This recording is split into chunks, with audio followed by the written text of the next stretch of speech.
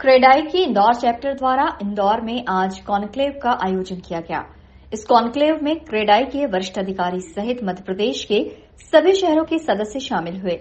इस कॉन्क्लेव में क्रेडाई के नेशनल प्रेसिडेंट बोमन ईरानी भी शामिल हुए।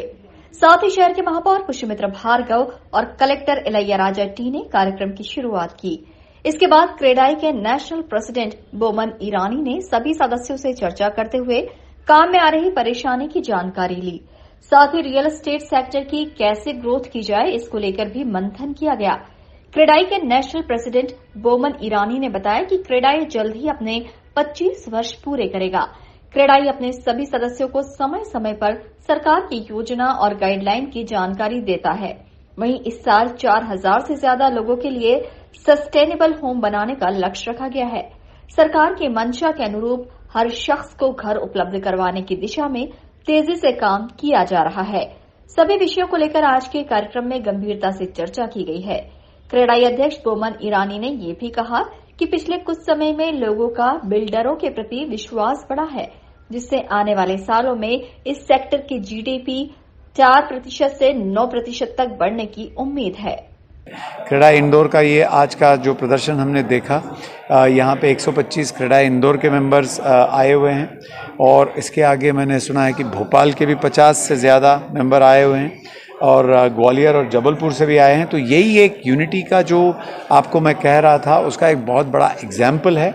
और आगे चल के जितने नए चैप्टर्स आएंगे, ये नए चैप्टर्स के माध्यम से उनके मेंबर्स यानी वहाँ के जो उत्पादक हैं, डेवलपर्स हैं, उनको हम सिस्टम्स, प्रोसेसेस, नई टेक्नोलॉजीज़, नए गवर्नमेंट के डायरेक्शंस के बारे में बताएंगे, ताकि वो भी अच्छी तरह से जुड़ के एक अच्छा देश के प्रगति में हाथ दे सकें। और जैसे हमारे प्रधानमंत्री ने कहा है, India is not only about 5 और 6 मेट्रोज़, लेकिन इंडिया बढ़ रहा है गाँव में, छोटे छोटे टियर 2, टियर 3 टाउन्स में, और हम काफ़ी ग्रोथ देख रहे हैं। और दुनिया भर की स्थिति आज की जो है, इसमें इंडिया एकदम वो कोहिनूर के हीरे की तरह चमक रहा है। सारे दुनिया से पैसा यहीं पे आ रहा है और अगर हम साथ में मिलजुल के काम करें तो अगले 10 साल में रियल एस्टेट, जो आज की तारीख में करीबन 6 से 7% जीडीपी का है, ये करीबन 20% जीडीपी का हो सकता है और इससे जीडीपी में काफ़ी ग्रोथ आ सकती है।